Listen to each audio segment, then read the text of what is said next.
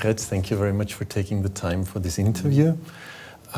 CSR Europe. CSR Europe is a leading European business network in the area of corporate sustainability and corporate social responsibility, with more than 100 corporate members reaching out to more than 10,000 companies all across Europe. What's the mission of CSR Europe? What is its role in policy making? And what services does it provide for companies? Well, CSR Europe starts, and more we say that starts by business is key in providing solutions for sustainability challenges. That's one element. Second element is sustainability is the driver or can be the driver for growth. And it's also an important element for European competitiveness. That's a starting point. So it's a business issue, not a kind of outside issue. The mission, therefore, is more integration in companies. How do you integrate sustainability in companies? That's the first thing.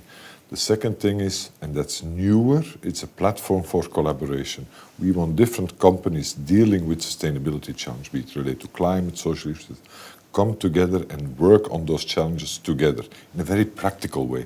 CSR Europe is a very practical and pragmatic organization. You know, we don't make a lot of studies or we don't make position papers. Practical work, and like in the automotive sector, we do the supply chain sustainability with 11 automotive companies. We are working on logistics now, social standards in European truck logistics. So those type of practical collaborative platforms. And the third is being a kind of center of practical dialogue as well, mainly with the European Commission. Less so with the Parliament, but with the European Commission, people who are developing the frameworks, the regulations, the incentives, etc. How do they shape it? So that practical dialogue between people in companies and the people in the Commission who are making the policies, that is the third key element of our mission, I think. Yeah. How do you orchestrate these collaborations? How do you decide which themes to cover? Well, we have in our strategy, we have three major pillars. One is people, that is everything related to the future of work, the impact of digitalization, etc., on the future of work, Industry 4.0, those type of topics. That's people. Second is materials, everything related to circular economy, to supply chain sustainability, and raw materials. That's business and human rights in supply chain. That area is all under materials. And the third one is markets. That's about sustainable finance. It's about the old reporting agenda is still very important, but also a new topic there is tax and tax transparency and fair tax. So in those three, that's the three areas we focus on. In your role as CSR Europe, you have a broad view on the practices of companies. Is there any difference between the European regions in the practice of sustainability management and CSR? I think there is a typical European approach to CSR, and the European part is because the context defines what you have to do on sustainability. And what we see, I think, a European approach is strongly based on the welfare state, on the notion of the welfare state, on the notion of democracy, on the notion of rule of law, and that is the common starting point. To my experience, sustainability management and CSR in companies is shaped by three factors. SDGs as a kind of strategic orientation, GRI as a reporting standard, and ISO 14000 as a management system. Do you share this view? It's certainly not a leadership view. A leadership view on sustainability should go beyond that. ISO 14001, GRI, just to get your house in order, basically. But leadership is more than that, we think. And within CSR Europe, we have developed this leadership model. Well, it comes from GlobeScan, basically, but it's a good thing. There are three core elements. First is business transformation. Are you capable in transforming your business towards dealing more with sustainability challenges? What is the purpose of the business? There are some elements in it. What is the purpose of your business? Has to be defined better in a societal way for that. What is the culture related to that? And how do you bring that to the people and into the organization? So business transformation is a key element. A second element is the collaboration piece I just talked about earlier. It's about you have to understand, and leading companies understand more and more, the ones even advanced on all that GRI and ISO 14001 agenda, they understand this is not enough. We cannot do alone. Climate change, very big topic, we want to deal with it, but we cannot do alone. Supply chain sustainability, as I mentioned, we cannot deal with it alone. We were working in a project with the rubber sector recently, where there is a lot of rubber and asphalt that comes off the tire when you drive. It's 500,000 tons per year or something that comes off. They understand. Of course, you can change the abrasion rate on the tire a little bit, but not too much, because otherwise you don't have grip. So they understand how we have to work with the asphalt sector. We have to work with the car sector, because the weight of the car determines that. We have to work with, how do you call that, the sewage sector, because the runoff of the water, so to avoid that it comes into the oceans. So you have those collaboration, then the understanding of the need of collaborating on dealing with those topics is very important, and that's a leadership feature, we think. A third element of leadership is then more related to how do you engage with policymakers on this agenda. Not only to create a level playing field, which is very important, but also to see how does policy help you to drive and to engage with them, to drive the change needed. What is the direction we want to go? So the sustainability agenda, reducing it to GRI, ISO 14001, etc., is too reductive. It's about leadership and it's about engagement. So the leadership is about defining the purpose of the organization and then rolling it out internally and also in that. But it's also engagement. You have to engage with the policymakers, as I mentioned, with other companies and with stakeholders. You have to do the practical work and not just the reporting work or the checking compliance. That's a key element. Leadership and engagement is kind of our motto these days. Is it on purpose that innovation is not the third one? Why is innovation not the third one? But innovation is part of that, of all that story. Because if you want to deal with the expectations, or if you want to make competitiveness on sustainability, you will have to innovate your products, your services, your manufacturing processes. You have to innovate the way you deal with supply chains, etc. So innovation is not a separate element, it's a key element. Of course, that starts, you can only reach that as a sustainability or CSR manager if there is this kind of culture, purpose inside your company, and that you have, I don't know how to say that exactly, if you have the permit to do it. There was the so-called new understanding of CSR in 2011 in the CSR communication of the European Union, defining CSR as being responsible for impacts. Did this concept is this already implemented in companies, and what challenges do they face in managing and measuring their impacts? First of all, it's a measurement challenge, I would think, how to measure impact. And there are all kind of attempts going on, etc., and science-based targets that might help on that one. But that's measurement still stays problematic. Also because the second challenge is causality. What is the impact if I open a mining site?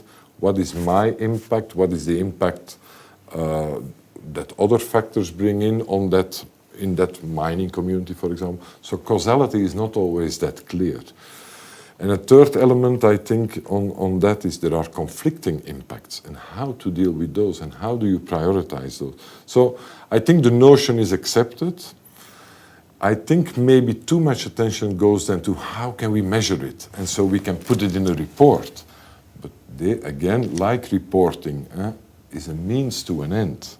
And the end is better management. And sometimes I'm afraid we have the tendency to spend a lot of time in offices writing down and the measurement, or asking academics to make kind of, or consultants to make some kind of measurement models and then apply it and then showing it.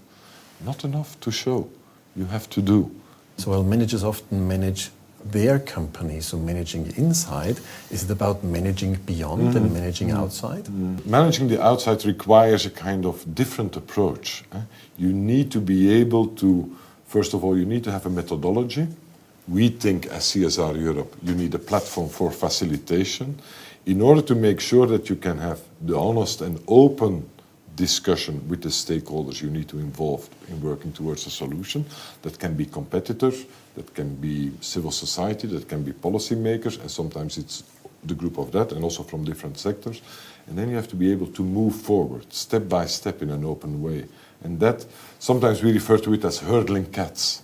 But that's very important, to bring them together in the same line. Because, and there the SDGs come in, they provide a good common language to that. So we all share that direction. We know. What are you trying to do? I'm going that way. I'm going that way. I'm going that way. I'm going that way, but I'm a little bit later. how to bring that together, because that's the only way to get the impact. That's a hurdling cat story, but once you get over that, you can have much more impact. But someone needs to facilitate, because as a manager inside your company, you are only evaluated towards what you do for your internal management. But someone needs to bring them together and to facilitate that type of work, to move forward together.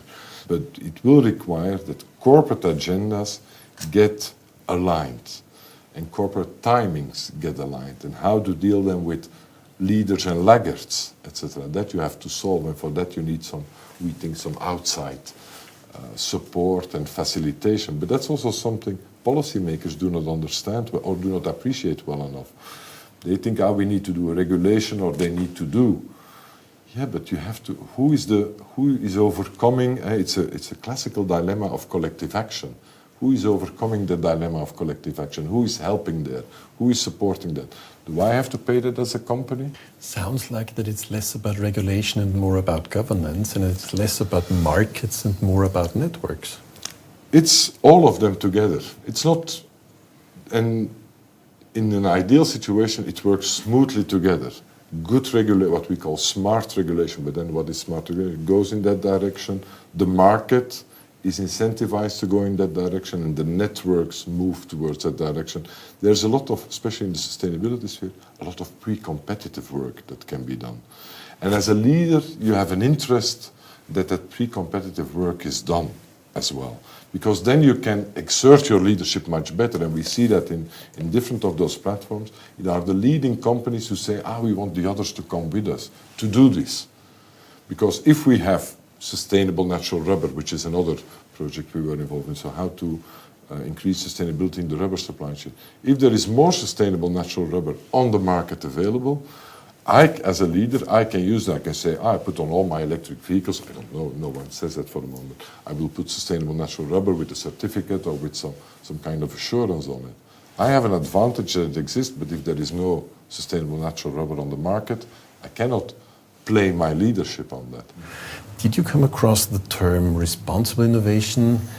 By now, do companies think about integrating responsibility into their innovation processes? Stakeholder engagement, again, is very important and is a kind of standard sustainability type of approach. How do you bring in the expectations of society, let's call it like that, of civil society, of expectations in general? How do you bring that into your innovation process?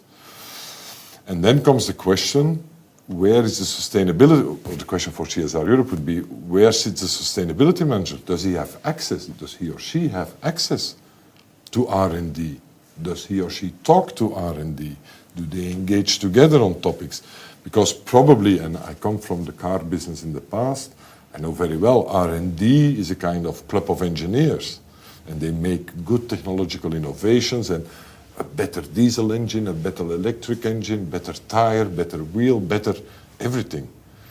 They are focused on the material or on the component, not so much. And they sit inside their R&D centers.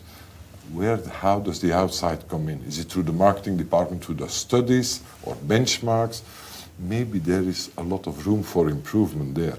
Sustainability manager could play that role, but if he or she doesn't have the access or the cloud or the permission or the credibility to engage with them, it will not happen. And that is driven by, again, my starting point on leadership. What's the purpose? What is the CEO saying about it? What is the culture? And is the sustainability manager well enough integrated? And there I think they should be that bridge between outside and inside. But to be able to do that, you need to be very credible inside. If not, it will not work, I think. In my vision of what a sustainability manager is, as the bridge between outside and inside, and translating outside expectation in inside action, that's what he or she can bring in the research and innovation departments, R&D, design departments, etc., is bring that a methodology to engage, to let the engineer, designer engage with the outside world in a very genuine way, in a very face-to-face way almost, not in just survey way type of thing. If you have that methodology as a kind of core competency as a sustainability manager, and you have the permission and you have the credibility, you can bring that in. You have a role to play in the type of products and services that will be developed in your company. Do sustainability managers need any kind of additional skills or qualifications to better link up with innovation management? In the past, I was the general manager corporate planning in Toyota Europe. That was an exact good position to work on sustainability. Why? Because as a general manager corporate planning, you need to engage with all the divisions because you make their planning together and you make out of their different plans one plan.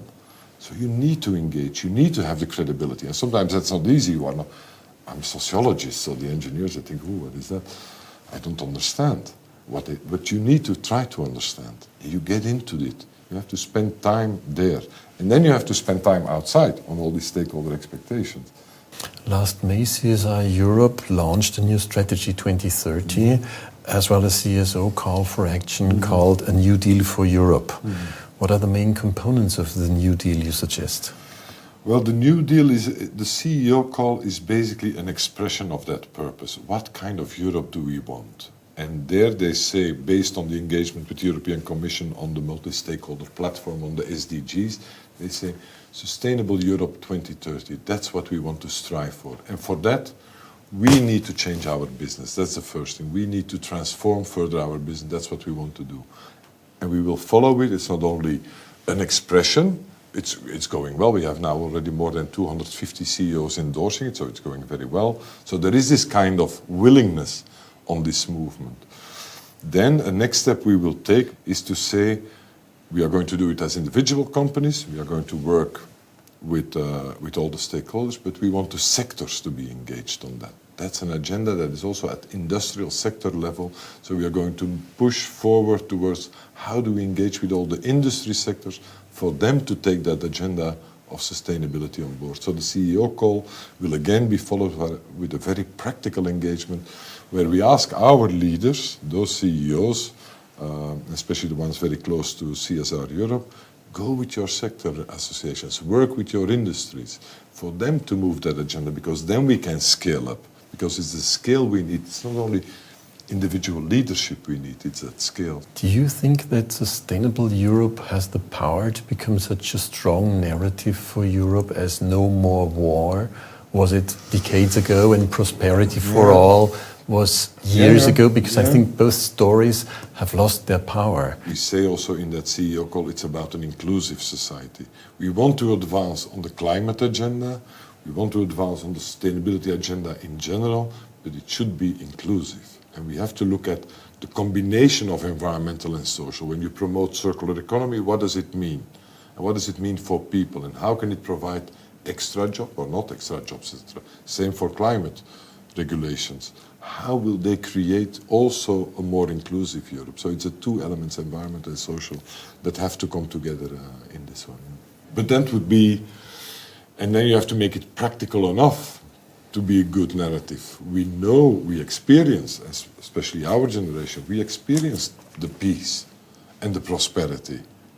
How can the young people who are on the street now on climate, how can they experience that there is an improvement on emissions, that there is an improvement on biodiversity, that we should deliver that experience to them? There will be a new commission coming in soon. What are your expectations? Don't sit in silos. Make sure you incentivize this type of platforms where sectors, where associations, where civil society come together on practical solutions, building up the effect. Thank you very much for this very interesting interview. Yeah, thank you. Thank you.